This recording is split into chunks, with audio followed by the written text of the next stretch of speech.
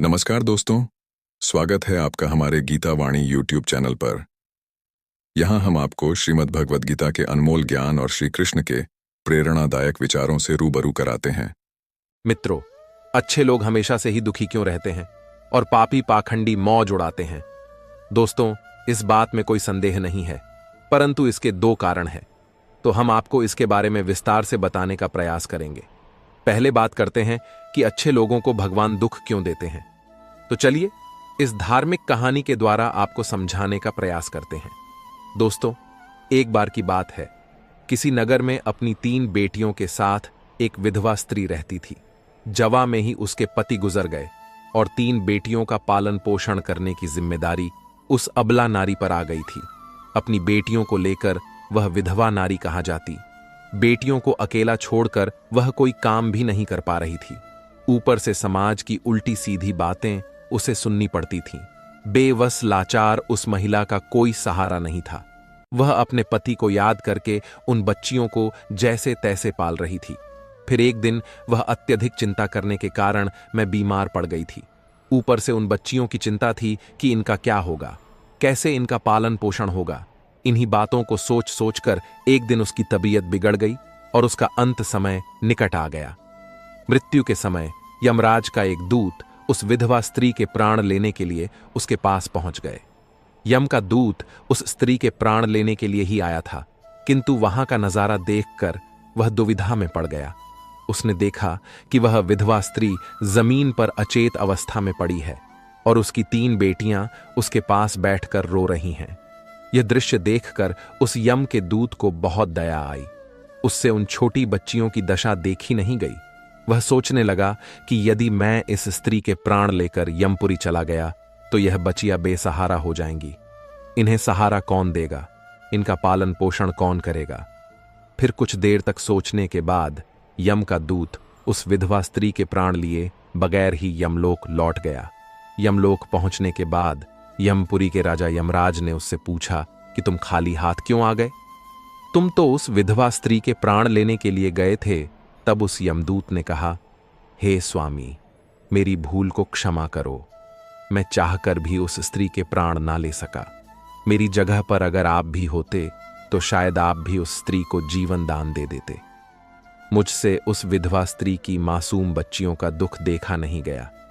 जब मैं प्राण लेने गया तो मैंने देखा कि उस विधवा स्त्री की 3 छोटी छोटी बच्चियां हैं और वे सभी उनकी मां के शरीर से लिपटकर रो रही थीं।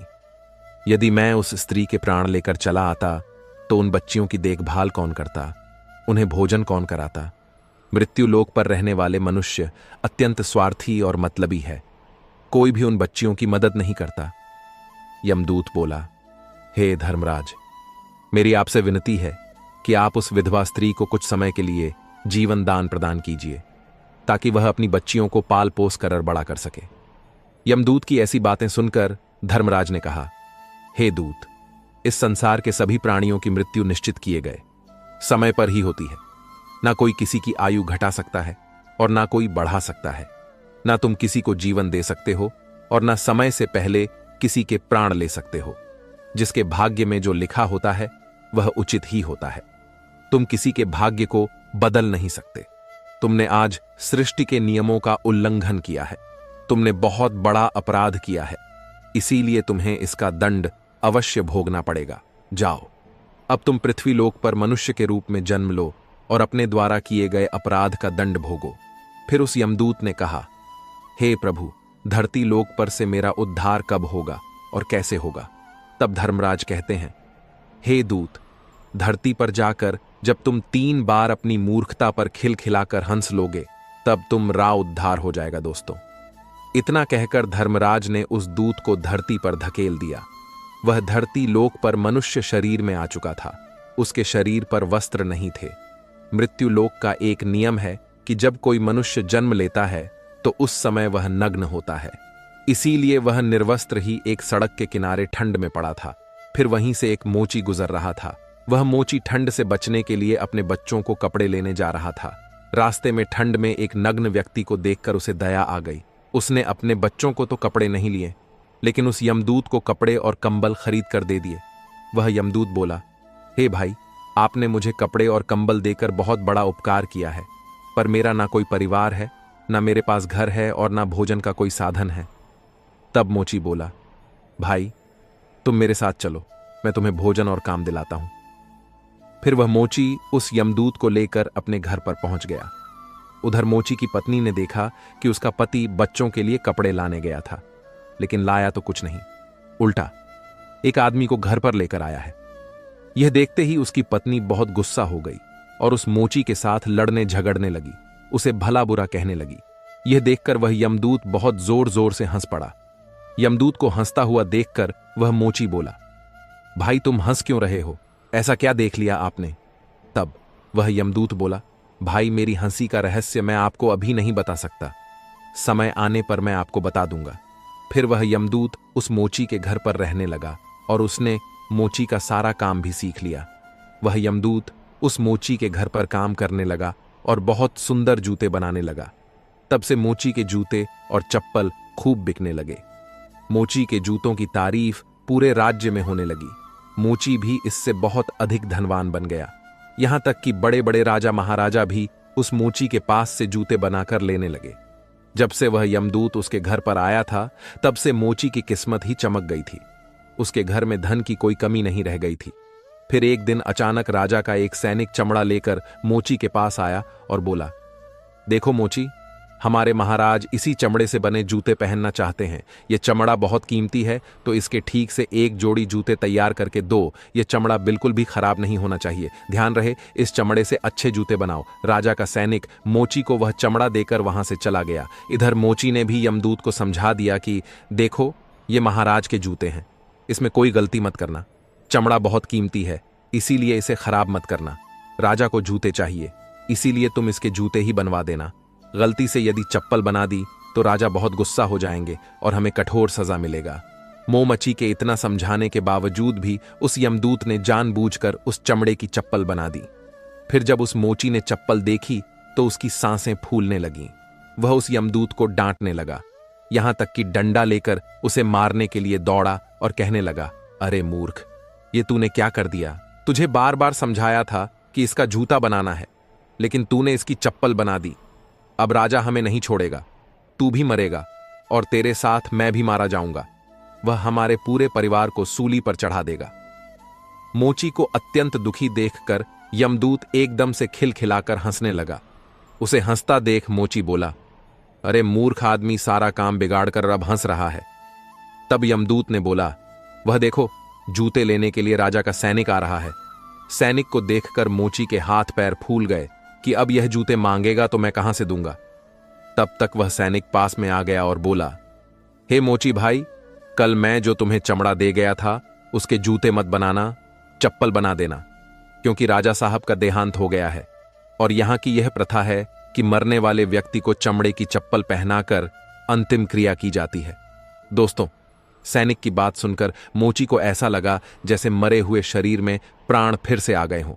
उसके हाथ से डंडा छूटकर जमीन पर गिर पड़ा और उसने यमदूत के पैर पकड़ लिए और उससे माफी मांगने लगा। यमदूत मोची की इस हरकत पर खूब जोर जोर से हंस रहा था। मोची ने पूछा, हे भाई, तुम क्यों हंस रहे हो? तब यमदूत बोला, हे भाई, समय आने पर मैं अपने हंसने का कारण बता दूंगा। फिर एक दिन के बाद मोची की दुकान पर 3 नौजवान लड़कियां एक बुढ़िया के साथ आई थीं। उन तीनों लड़कियों की शादी होने वाली थी। वे अपने लिए जूते का नाप देने आई थीं। उन लड़कियों को देखकर यमदूत ने पहचान लिया कि यह वही तीनों लड़कियां हैं जिनकी मां को ना ले जाने के कारण आज मैं अपने किए की सजा भोग रहा हूं। पर यह लड़कियां तो अब जवान हो चुकी हैं, काफी सुंदर भी हैं, किसी अच्छे घर में पली बड़ी मालूम पड़ रही है। तब यमदूत ने उस बुढ़िया से पूछा, हे माता, ये तीनों कन्या कौन हैं? उस बुढ़िया ने कहा कि इनकी मां बचपन में ही इन्हें छोड़कर चल बसी, इनका कोई सहारा नहीं था, तो मैंने इन्हें अपने पास रख लिया। मेरे पास करोड़ों की दौलत है, पर दुर्भाग्य से मेरा कोई नहीं है, तो मैंने इन्हें अपने पास रख लिया, इन्हें पढ़ाया लिखाया, इनकी परवरिश की। आज बहुत ही ऊंचे घराने में इनका विवाह करने जा रही हूं। लड़कियों का भाग्य देखकर यमदूत सोचने लगा कि परमात्मा जो करता है अच्छा ही करता है। यदि उस समय इनकी मां नहीं मरती तो यह तीनों भयानक गरीबी भूख में पड़ी रहती। एक ही मां, मरने लड़कियां बहुत बड़े घरों की बहुएं बनने जा ही हैं और इस बुढ़िया की करोड़ों की संपत्ति का मालिक भी बन चुकी है। यह बात सोचकर पहले की अपनी मूर्खता को याद करके वह यमदूत जोर जोर से हंसने लगा। अब वह 3 बार हंस चुका था। यमदूत को हंसता देख मोची ने पूछा, हे भाई, अब तुम किस लिए हंस रहे हो? कृपया अपनी हंसी का रहस्य समझाओ। तब यमदूत बोला, हे भाई, मैं 3 बार हंस चुका हूं। अब मैं तुम्हें अपनी हंसी का कारण बताता हूं। सुनो, मैं एक यमदूत हूं। अब अभी जो 3 लड़कियां जूते का नाप देने आई थीं, जब यह तीनों छोटी थीं तो इनकी मां मर गई। इन तीनों लड़कियों पर तरस खाकर मैं इनकी मां के प्राण नहीं ले गया। उसी कारण से धर्मराज ने मुझे श्राप देकर धरती पर भेज दिया। मैं निर्वस्त्र एक सड़क किनारे पड़ा था।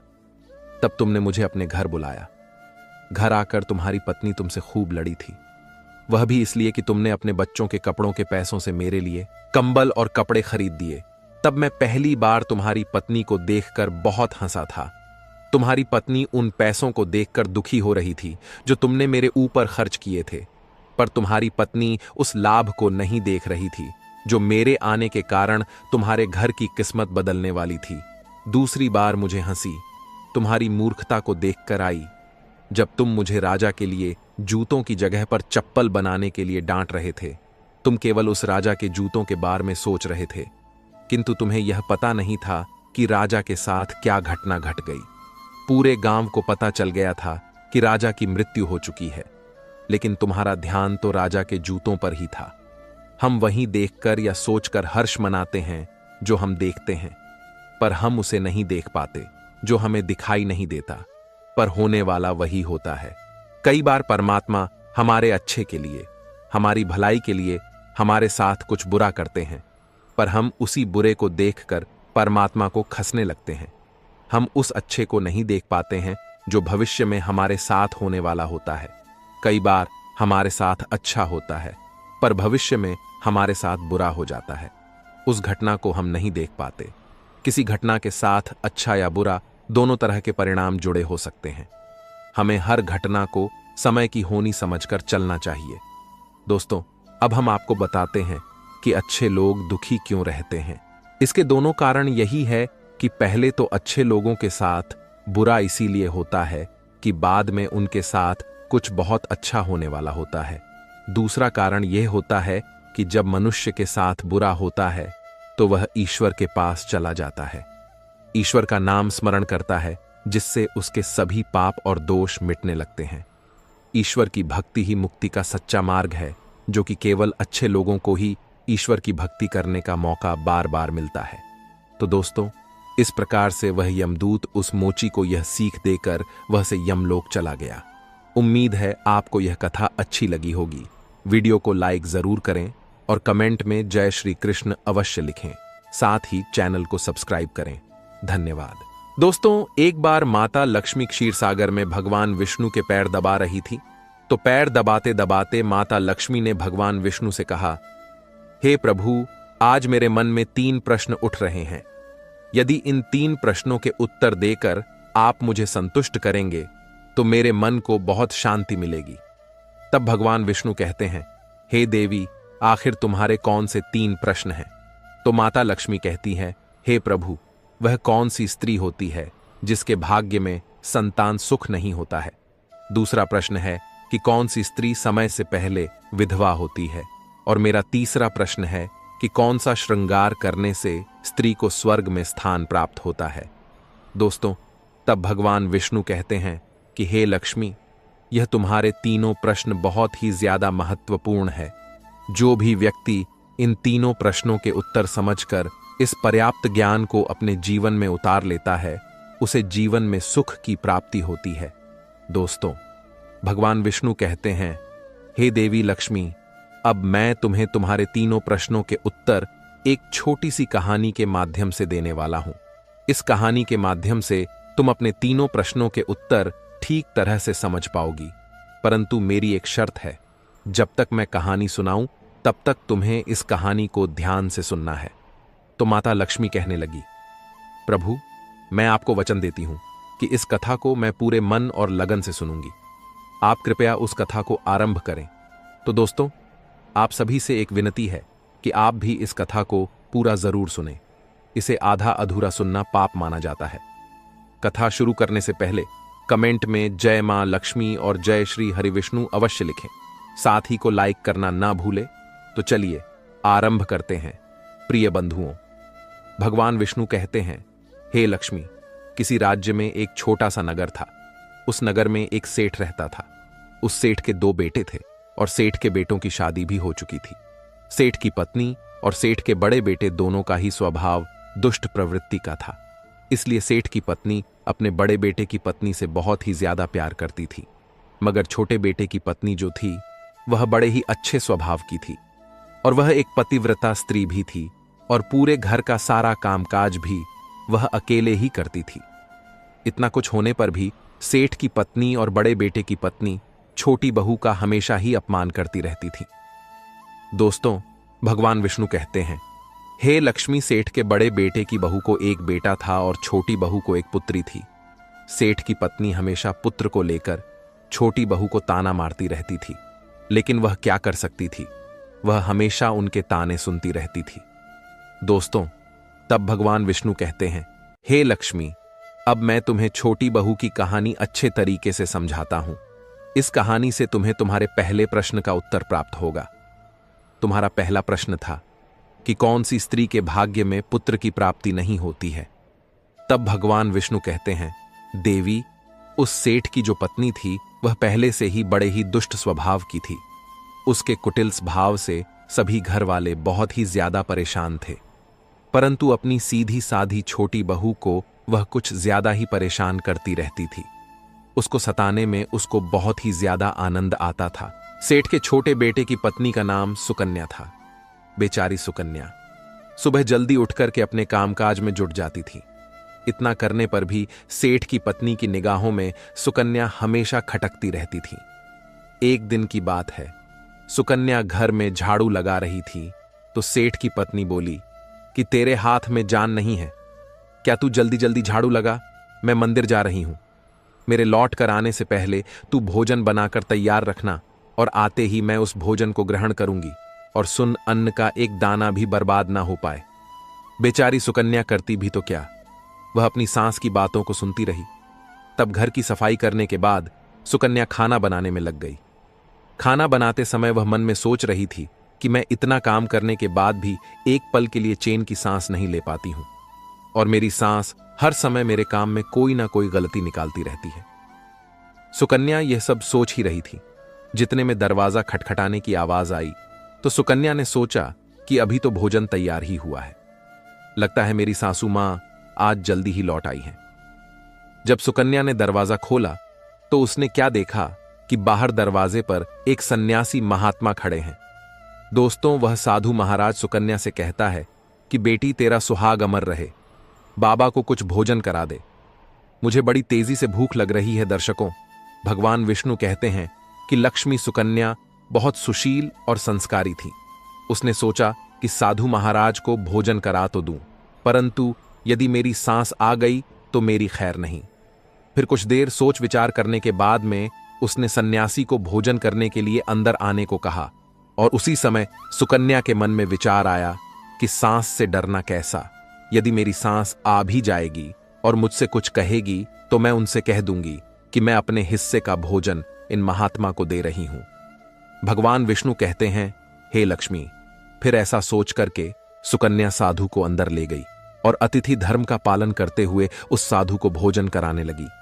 अभी साधु भोजन कर ही रहा था कि सुकन्या की सांस आ गई और फिर साधु को घर के अंदर बैठा भोजन करते देख करके उसका गुस्सा 7वें आसमान पर जा चढ़ा और एकदम से साध महाराज से कहने लगी, यहां पर क्या किसी प्रकार का भंडारा या दावत नहीं चल रही है, जो तो राह चलते भिखमंगों को घर में बिठाकर खिला रही हो।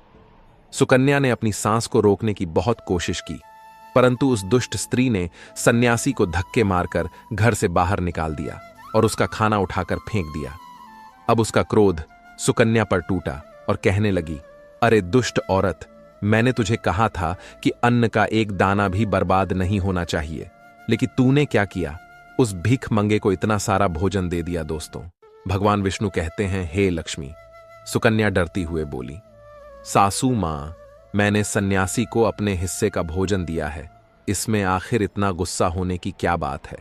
द्वार पर आए अतिथियों को कभी खाली हाथ नहीं भेजते हैं, ऐसा शास्त्र कहते हैं, भगवान विष्णु कहते हैं। इस प्रकार काफी देर तक सांस बहू की तकरार चलती रही। अंत में उस कुटिल सांस ने सुकन्या को भी धक्के मार मार करके घर से निकाल दिया।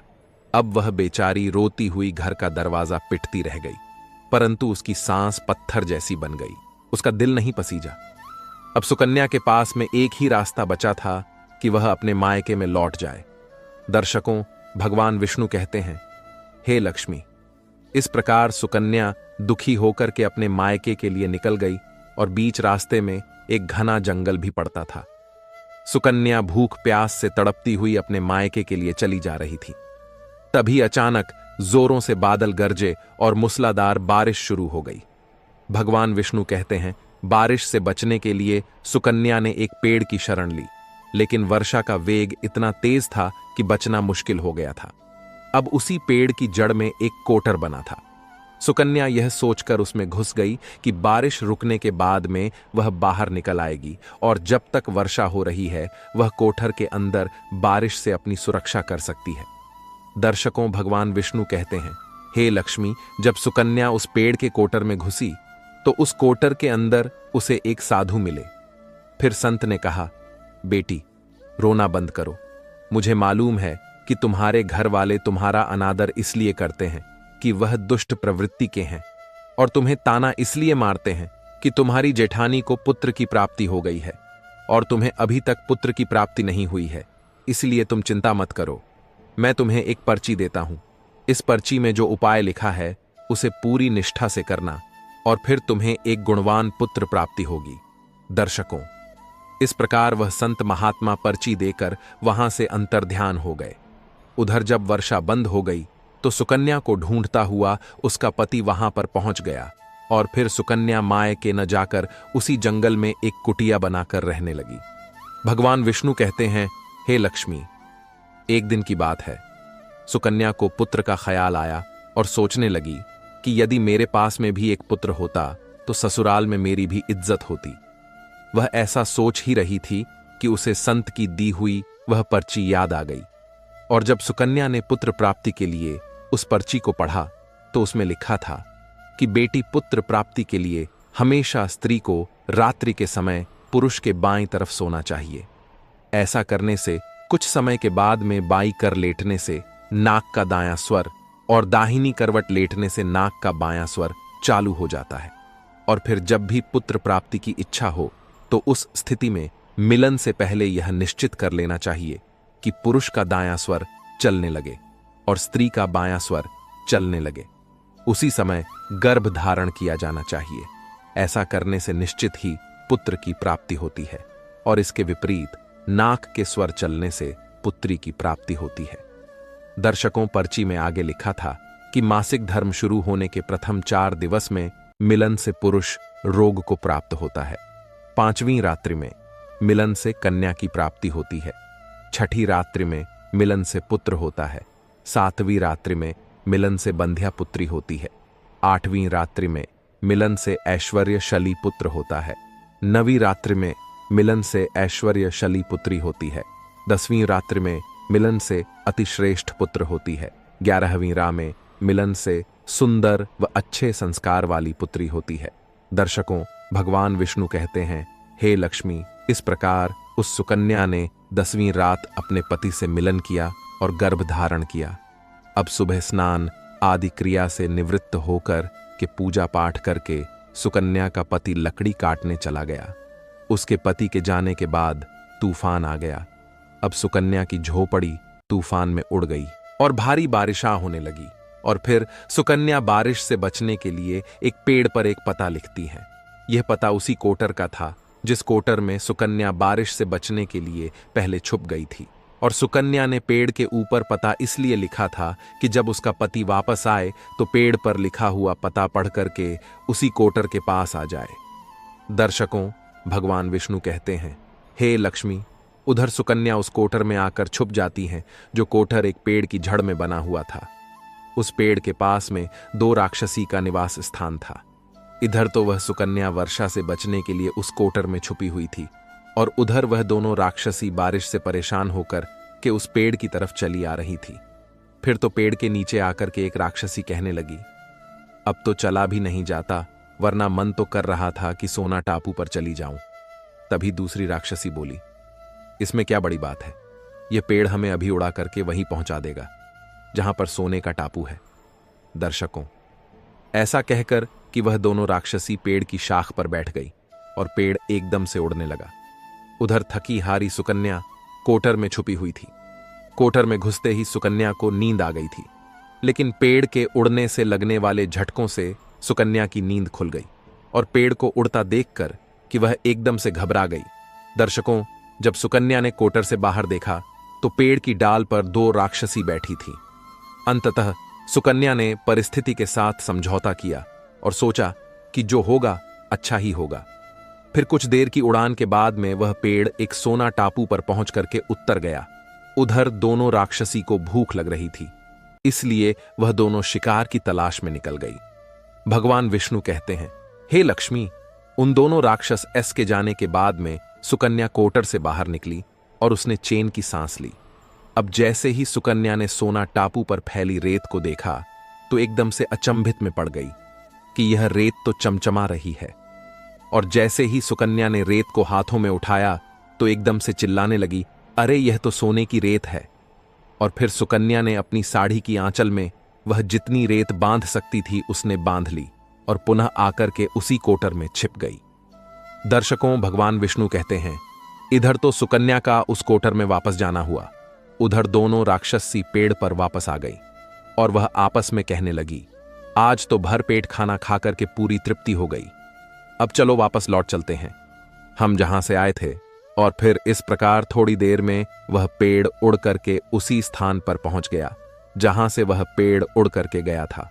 भगवान विष्णु कहते हैं, लक्ष्मी वह सुकन्या तब तक उसी कोटर में छुपी रही जब तक किसी कार्यवश वह राक्षस हंसी उस पेड़ से चली नहीं गई।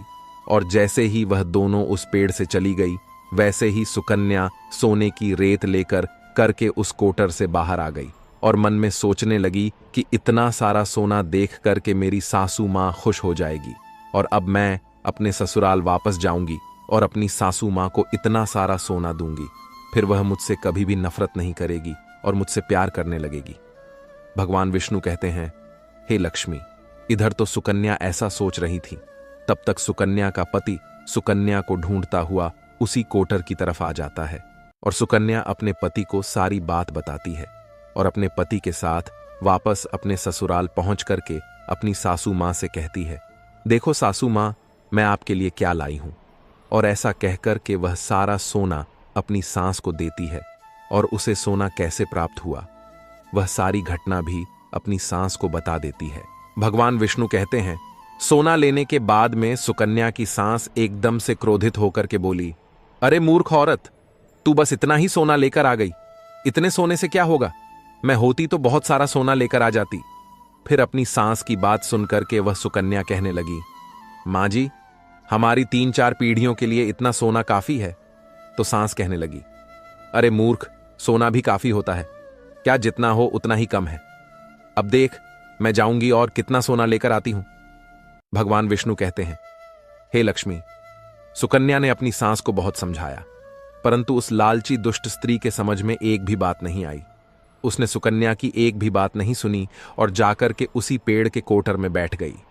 उधर वह दोनों राक्षसी जैसे ही पेड़ पर आई तो एकदम से वह पेड़ उड़ने लगा। इधर तो पेड़ उड़ता हुआ जा रहा था, उधर वह सुकन्या की सांस मन ही मन में बहुत खुश हो रही थी कि आज मैं बहुत सारा सोना एक साथ फटर के लाऊंगी।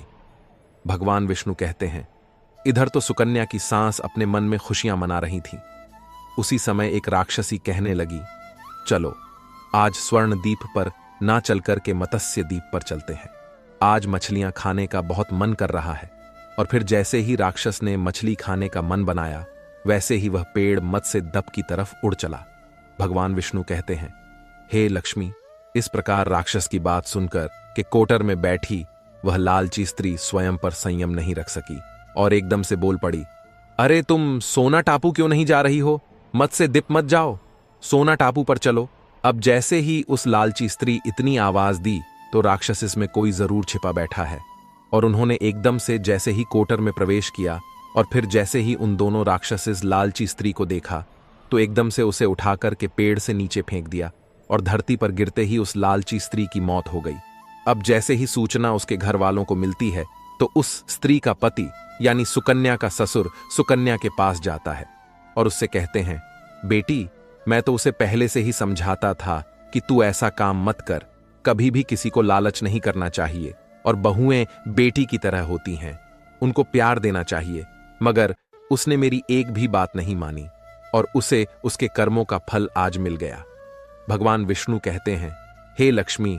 उधर सुकन्या अपने पति के साथ में सुखपूर्वक जीवन यापन करने लगी। फिर कुछ समय गुजरने के बाद में सुकन्या को एक गुणवान पुत्र की प्राप्ति हुई और पुत्र की प्राप्ति के बाद सुकन्या की खुशी का ठिकाना नहीं रहा और वह भगवान का शुक्रिया करने लगी। उधर सेठ के बड़े बेटे की बहू, जो हमेशा सुकन्या को पुत्र को लेकर ताने मारती रहती थी, जब सुकन्या को पुत्र की प्राप्ति हो गई और उसे धन भी प्राप्त हो गया, उधर सेठ के बड़े बेटे और बहू के दिन गरीबी में गुजरने लगे तो सेठ की बड़ी बहू जाकर के सुकन्या के आगे हाथ जोड़कर के अपनी गलती के लिए माफी मांगने लगती है। सुकन्या एक बहुत ही दयावान स्त्री थी और बहुत ही मधुर संबंध वाली स्त्री थी, इसलिए वह अपनी जेठानी को माफ कर देती है और वह जो भी सोना लेकर आई थी उसमें से कुछ सोना वह अपनी जेठानी को भी दे देती है। इस प्रकार वह पूरा परिवार अच्छे से जीवन यापन करने लगता है। भगवान विष्णु कहते हैं, लक्ष्मी, इस प्रकार जब समय धीरे धीरे सुखपूर्वक व्यतीत होने लगा तो सेठ की बड़ी बहू का जो पुत्र था वह अवगुण था, इसलिए उसने सारा धन अवगुणों में बर्बाद कर दिया, और सुकन्या को जो पुत्र हुआ था वह बहुत ही गुणवान था। वह अपने जीवन में इतना आगे बढ़ा कि उसने अपने माँ बाप का नाम रोशन कर दिया, और फिर जब सुकन्या और उसकी जेठानी का जीवन समाप्त हुआ तो सुकन्या को स्वर्ग की प्राप्ति हुई और उसकी जेठानी को नरक में स्थान मिला। भगवान विष्णु कहते हैं, लक्ष्मी, तुम्हारा पहला प्रश्न था कि कौन सी स्त्री के भाग्य में पुत्र नहीं होता, तो समझ लो, संत के द्वारा दिए गए पचे के विपरीत जो कार्य करते हैं उनके भाग्य में पुत्र योग नहीं होता। लक्ष्मी, तुम्हारा दूसरा प्रश्न था कि कौन सा गहना पहनने से स्त्री या पुरुष की दर्दनाक मौत होती है, तो समझ लो, वह है लालच रूपी गहना जो सेठ की पत्नी ने पहना था और खूब सारा सोना लाने के लालच में कोटर घुस गई और राक्षसों द्वारा नीचे फेंक दिए जाने के कारण सेठ की पत्नी दर्दनाक मौत हो गई। इसलिए लालच रूपी गहना कभी नहीं पहनना चाहिए। लक्ष्मी, अब तुम्हारा तीसरा प्रश्न था कि कौन सा श्रृंगार करने से स्त्री को स्वर्ग में स्थान मिलता है, तो वह चरित्र रूपी श्रृंगार यानी कि चरित्रवान और पतिव्रता स्त्री सेठ की छोटी बहू सुकन्या की तरह मृत्यु के बाद स्वर्ग में जाती है। इसलिए हर विवाहित स्त्री को पतिव्रता और चरित्रवान होना चाहिए। धन्यवाद। मित्रों, आज की इस वीडियो में हम आपको बताएंगे कि किस कारण मनुष्य के जीवन में दरिद्रता आती है। वह ऐसा कौन सा पाप है जिसे करने के बाद देवी लक्ष्मी मनुष्य के घर को त्याग के चली जाती है, और वह कौन सा पुण्य है जिसे करने से देवी लक्ष्मी देव उस घर में वास करती है। तो चलिए दोस्तों, जानते हैं इस कथा के माध्यम से। एक समय की बात है, एक दिन गरुड़ देव भगवान श्री कृष्ण के पास जाते हैं और बोलते हैं, मेरा आपको सादर प्रणाम। भगवान श्री कृष्ण कहते हैं, हे गरुड़, आज किस प्रयोजन से गोलोक आना हुआ? तब गरुड़ बोलते हैं, हे प्रभु, मैं आपसे आज 3 प्रश्नों के उत्तर जानने के लिए आया हूं। यदि आप मेरे प्रश्नों का उत्तर दे दें तो मेरे मन की व्याकुलता शांत हो जाएगी। तब भगवान श्री कृष्ण बोलते हैं, हे गरुड़, आपने संकोच होकर पूछिए। आप जो भी प्रश्न पूछना चाहते हैं मैं आपके प्रश्नों का उत्तर अवश्य दूंगा। तब गरुड़ देव बोलते हैं, हे प्रभु, आप मुझे बताएं, किस कारण मनुष्य के जीवन में दरिद्रता आती है? कौन सा पाप है जिसे करने से देवी लक्ष्मी मनुष्य के घर को त्याग कर चली जाती है? वह कौन सा पुण्य है जिसे करने से देवी लक्ष्मी देव घर में निवास करती है? तब भगवान श्री कृष्ण बोलते हैं, हे गरुड़, आज आपने समस्त मानव जाति के कल्याण के उद्देश्य से अत्यंत महत्वपूर्ण बात पूछी है। मैं आपको आपके प्रश्नों का उत्तर एक कथा के माध्यम से दूंगा। मेरे द्वारा सुनाई गई इस कथा को आप ध्यानपूर्वक अवश्य सुनिए। तब गरुड़ कहते हैं, हे प्रभु, कृपया आप मुझे वह कथा सुनाइए। आपके मुख से इस कथा को सुनना मेरा सौभाग्य है। मैं इस कथा को पूरा सुनूंगा और इसका प्रचार तीनों लोकों में करूंगा। भगवान श्री कृष्ण कहते हैं, हे गरुड़, जो मनुष्य सत्य का साथ देता है, ईश्वर उसका साथ कभी नहीं छोड़ते हैं। आज मैं आपको महाराज हर्षवर्धन की कथा सुनाता हूं, जिन्होंने देवी लक्ष्मी का त्याग करके दरिद्रता को ग्रहण कर लिया था। त्रेता युग की बात है। भारतवर्ष में सत्यवादी धर्मात्मा राजा हर्षवर्धन राज्य करते थे। उनका राज्य कुंतल प्रदेश पर था। उनके राज्य की प्रजा उनसे अत्यंत संतुष्ट रहा करती थी। महाराज हर्षवर्धन बड़े दानवीर और वचन का पालन करने वाले थे। वह सदैव अपनी प्रजा के हित का ही विचार करते थे। महाराज हर्षवर्धन इतने दयालु थे कि उनकी महानता का परिचय इस बात से पता चलता है, जब भी उनके नगर में कोई भी साधारण मनुष्य बिक्री करने के लिए बाजार में अन्न वस्त्र आदि कोई वस्तु लाता, और यदि वह वस्तु सान्यकाल तक नहीं बिकती तो उसे राजा स्वयं खरीद लिया करते थे, ताकि उनके राज्य से कोई खाली हाथ ना जा सके। अपनी प्रजा के हित के लिए राजा ने यह सत्य की प्रतिज्ञा की थी। सान्यकाल होते ही राजा के सेवक शहर में भ्रमण करते, और जब वे किसी को कोई वस्तु या द्रव्य लेकर बैठा हुआ देखते जिसे किसी ने खरीदा ना हो, तो महाराज के सेवक उस व्यक्ति से उन वस्तुओं की कीमत पूछते और उसकी इच्छा और जरूरत के अनुसार उस वस्तु की जो भी कीमत होती वह कीमत देकर उसकी वस्तुओं को खरीद लेते थे।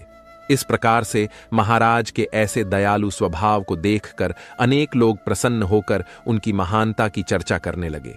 महाराज हर्षवर्धन की कीर्ति तीनों लोकों में होने लगी। देवता भी उनकी प्रशंसा करने लगे। जब यह बात धर्मराज को पता चली तो एक दिन स्वयं धर्मराज ने ही महाराज हर्षवर्धन की परीक्षा लेने की सोची। फिर एक दिन स्वयं धर्मराज एक ब्राह्मण का वेश धारण करके महाराज हर्षवर्धन की नगरी में प्रकट हुए। उन्होंने अपने साथ टूटी फूटी चीजें, कूड़ा करकट और कचरा एक पेटी में भर कर ले लिया, अर्थात उन्होंने दरिद्रता पेटी में भर लिया, और उस पेटी को लेकर वे सत्यवादी महाराज हर्षवर्धन के नगर में उनकी परीक्षा लेने के लिए पहुंच गए। धर्मराज उस नगर के बाजार में उस दरिद्रता वाली पेटी को बेचने के लिए बैठ गए, किंतु कौन व्यक्ति कूड़ा कचरा खरीदेगा। ब्राह्मण रूपी धर्मराज दिन भर वहीं पर बैठे रहे, लेकिन किसी ने भी उनका कूड़ा कचरा नहीं खरीदा। जब सायंकाल हुई तब राजा के सेवक हमेशा की तरह ही बाजार में घूमने लगे। जिसका भी बिक्री का सामान बचा होता उसे वे उचित धन देकर खरीद लेते थे, ताकि कोई खाली हाथ घर ना जा सके। फिर उन सेवकों ने देखा कि एक ब्राह्मण अपनी पेटी लेकर बैठा हुआ है। राजा के सेवकों ने उन ब्राह्मण महाशय के पास जाकर पूछा, हे ब्राह्मण महाराज, आप इस नगर में नए दिखाई दे रहे हैं, क्या हुआ? आपका सामान किसी ने भी नहीं खरीदा? ऐसा क्या लेकर आए हैं? आप अपनी इस पेटी में महाराज के आदेश से हम आपका यह सामान खरीदने के लिए आए हैं। कृपया बताइए, आपकी इस पेटी में क्या है और इसका मूल्य कितना है? तब उस ब्राह्मण ने कहा, हे सैनिकों, मैं इस पेटी में दरिद्रता लेकर आया हूं, अर्थात कूड़ा करकट भरकर लाया हूं, और इसका मूल्य 1000 स्वर्ण मुद्राएं हैं। उस ब्राह्मण के ऐसे विचित्र वचन सुनकर वे सभी सैनिक हंसने लगे, और फिर उन्होंने उस ब्राह्मण से कहा, हे ब्राह्मण, आपकी पेटी में कूड़ा भरा हुआ है, इसे कौन लेगा? इसका मूल्य तो 1 रुपए भी नहीं है। फिर उस ब्राह्मण ने कहा, हे सैनिकों, यदि इसे कोई नहीं लेगा तो मैं इसे वापस अपने घर लेकर जाऊंगा। मैंने तो सुना है कि आपके महाराज यहां से किसी भी व्यापारी को खाली हाथ वापस नहीं जाने देते, उसका सारा द्रव्य खरीद लेते हैं। लगता है मैंने आपके महाराज के बारे में झूठ सुना है। उस ब्राह्मण की ऐसी बात सुनकर राजा के सेवकों ने कहा, हे ब्राह्मण, आपने सही सुना है, हमारे महाराज किसी भी व्यापारी को खाली हाथ घर नहीं भेजते, उसका सारा माल खरीद लेते हैं। इसलिए तुम थोड़ी देर रुको, हम अभी महाराज के पास जाकर आते हैं। फिर उनमें से एक सेवक महाराज हर्षवर्धन के पास जाता है और उनसे कहता है, हे महाराज, आज हमारे नगर के बाजार में एक ब्राह्मण आया है। वह बड़ा ही विचित्र है। वह अपनी पेटी में कूड़ा कचरा भरकर लाया है और उसका मूल्य वह 1000 स्वर्ण मुद्राएं बता रहा है। तब महाराज ने कहा, हे सैनिकों, तुम जाकर उसके सामान का मूल्य जो कम से कम हो सके उतना उसे देकर उसका सामान खरीद कर लाओ। उसे उसकी वस्तुएं लेकर वापस मत जाने दो, अन्यथा मेरा वचन झूठा हो जाएगा। फिर राजा के सेवक उस ब्राह्मण के पास जाते हैं और कहते हैं, हे ब्राह्मण, हम तुम्हारे इस पेटी का मूल्य 200 स्वर्ण मुद्राएं देते हैं। तुम इतनी मुद्राएं लो और प्रसन्नता से अपने घर चले जाओ। किंतु उस ब्राह्मण ने कहा, हे सैनिकों, मैं 1000 स्वर्ण मुद्राओं से 1 रुपए कम नहीं लूंगा। यदि तुम मेरा सामान खरीदना चाहते हो तो खरीदो, नहीं तो मैं अपना सामान लेकर वापस चला जाता हूं। तब उन राजा के सेवकों ने कहा, हे ब्राह्मण, ठीक है, अब हम तुम्हें इस पेटी के बदले 500 मुद्राएं देते हैं। इतना मूल्य तुम्हारे लिए सही रहेगा। लेकिन फिर भी वह ब्राह्मण नहीं माना और 1000 स्वर्ण मुद्राओं पर ही अड्डा रहा और कहने लगा, मेरा सामान लेना है तो लो, नहीं तो मैं चला।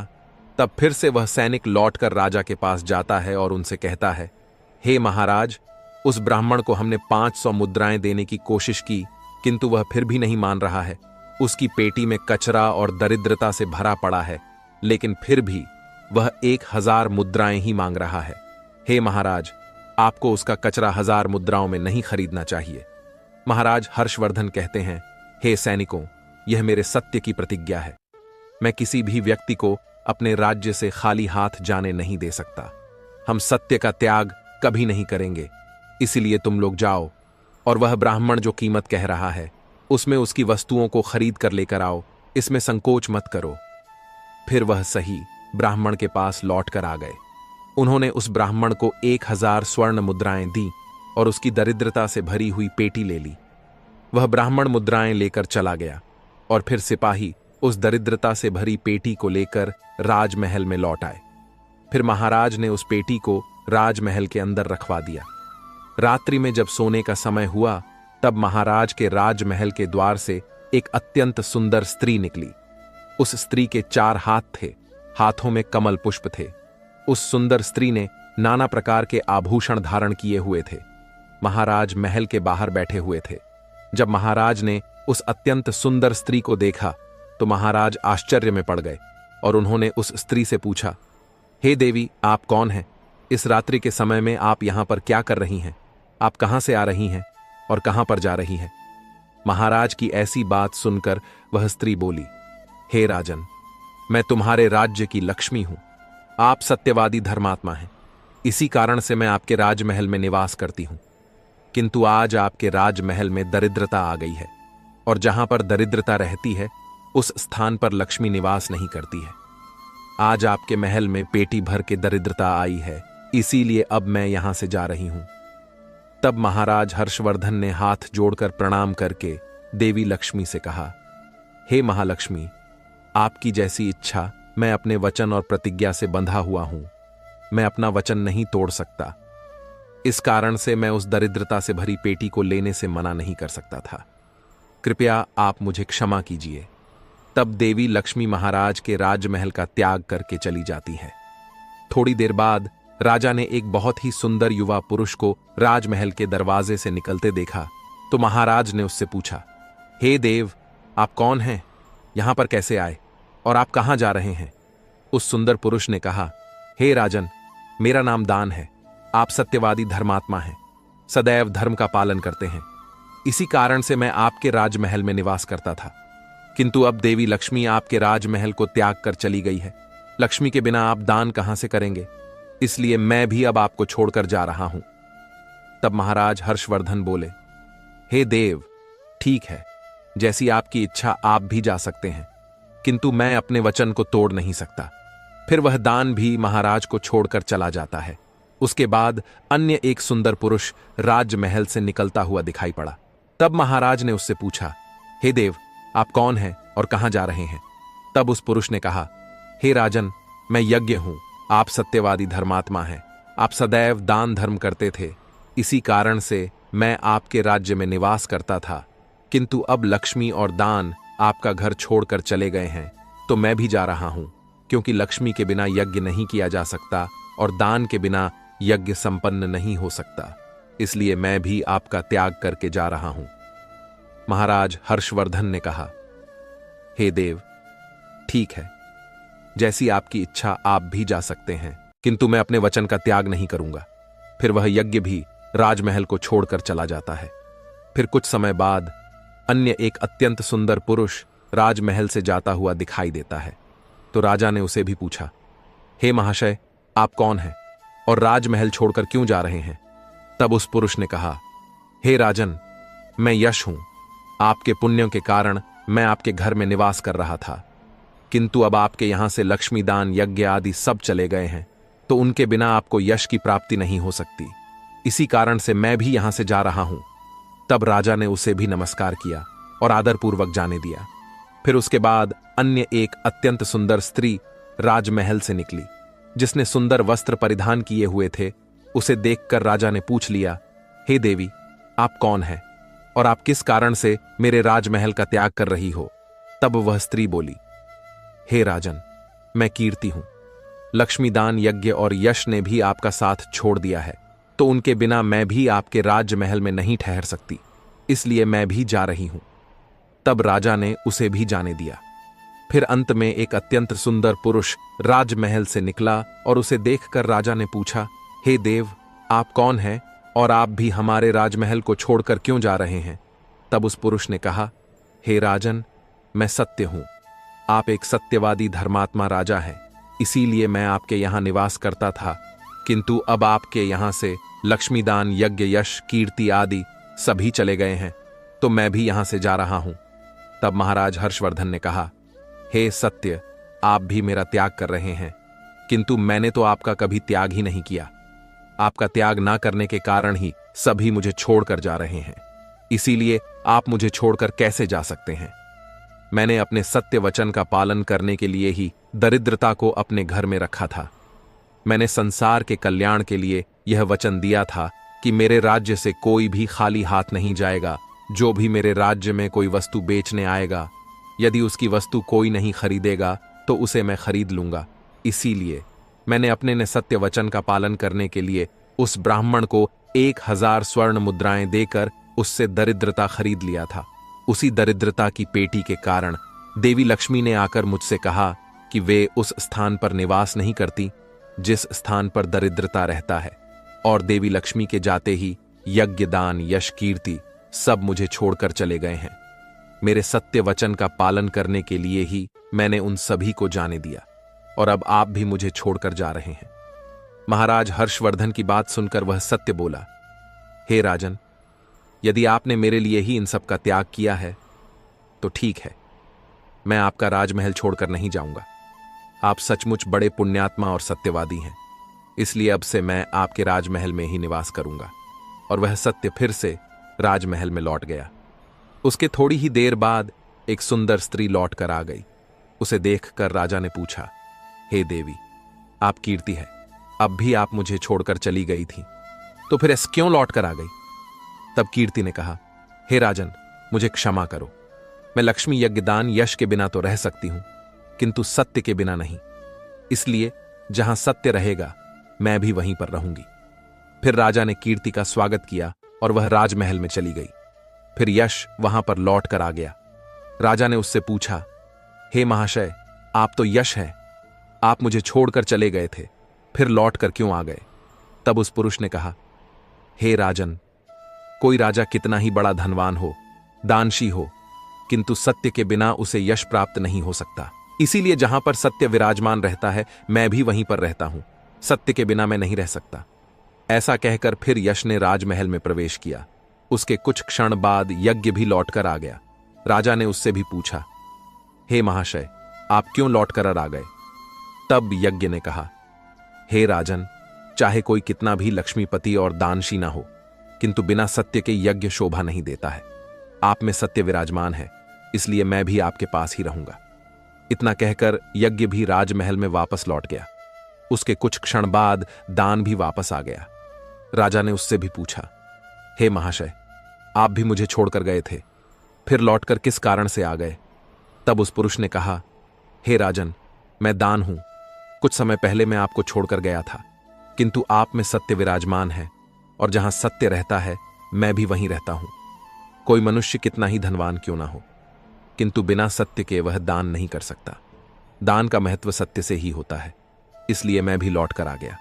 राजा ने कहा, ठीक है, आपका भी स्वागत है, और फिर दान भी। राजमहल में चला गया और फिर उसके बाद साक्षात देवी लक्ष्मी लौट कर आ गई। राजा ने पूछा, हे मां, लक्ष्मी आप वापस क्यों आ गई? आप तो मुझे छोड़कर चले गए थे। तब देवी लक्ष्मी ने कहा, हे राजन, यह आपके सत्य की परीक्षा थी। आपके यहां पर यश, दान, यज्ञ और सत्य सभी निवास करते हैं और लक्ष्मी के बिना सभी विफल हो जाएंगे। इसलिए मैं आपके सत्य धर्म की रक्षा करने हेतु लौट कर आ गई हूं। तब राजा ने कहा, हे मां लक्ष्मी, मेरे यहां पर तो दरिद्रता से भरी हुई पेटी है। जहां दरिद्रता रहता है वहां पर आप कैसे निवास कर सकती हो? तब देवी लक्ष्मी ने कहा, हे राजन, मेरी कृपा से वह दरिद्रता से भरी पेट भी सुवर्ण और रत्नों से भर जाएगी। इतना कहकर मां लक्ष्मी भी राजमहल में प्रवेश करती है। मां लक्ष्मी के प्रवेश करते ही वह पेटी में भरा पड़ा कूड़ा कचरा रत्न और सुवर्ण के आभूषण में बदल गया। इसके कुछ समय के पश्चात स्वयं धर्मराज ब्राह्मण के रूप में राजमहल में आ गए। तब राजा ने उनसे पूछा, हे ब्राह्मण, आप कौन हैं? आपने तो मेरा त्याग नहीं किया था, फिर आप यहां पर कैसे आ गए? तब उस ब्राह्मण ने कहा, हे राजन, मैं साक्षात धर्म हूं। मैं ही ब्राह्मण का रूप धारण करके आया था और मैंने ही 1000 सवर्ण मुद्राओं के बदले तुम्हें दारिद्र्य दिया था, किंतु तुमने अपने सत्य के बल से मुझे जीत लिया है। इसलिए अब मैं तुम्हें वरदान देने के लिए आया हूं। बताओ, मैं तुम्हें कौन सा वर प्रदान करूं? इतना कहकर धर्मराज ने अपना मूल स्वरूप धारण किया।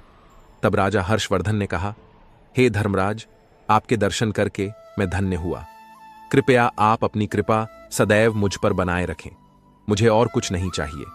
फिर धर्मराज ने राजा को आशीर्वाद दिया और उस स्थान से अंतर्ध्यान हो गए। भगवान श्री कृष्ण कहते हैं, हे गरुड़ देव, इस प्रकार से अपने सत्य धर्म के कारण ही महाराज ने सभी पर विजय प्राप्त की थी। इसलिए मनुष्य को कभी भी सत्य का अनादर नहीं करना चाहिए। हमेशा सत्य का पालन करना चाहिए। जो सत्य की राह पर चलता है उसके पास लक्ष्मी, दान, यज्ञ, यश, कीर्ति सदैव निवास करते हैं। तो दोस्तों, इस प्रकार से भगवान श्री कृष्ण ने गरुड़ देव जी को अत्यंत महत्वपूर्ण ज्ञान दिया है। मित्रों, उम्मीद करते हैं आपको हमारी आज की यह जानकारी अवश्य ही पसंद आई होगी।